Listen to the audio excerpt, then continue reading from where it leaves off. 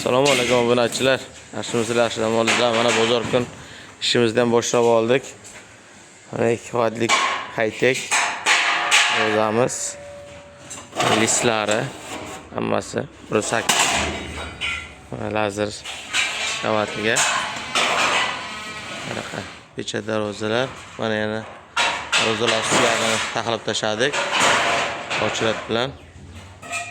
Xudo xolasa, kimga shunaqa sifatli kitob narxlarda kerak bo'lsa, dastlabki nomerga telefon qilaverasizlar. Manzil mol bozorida oldi. Shu raqamlarga telefon qilaverasiz.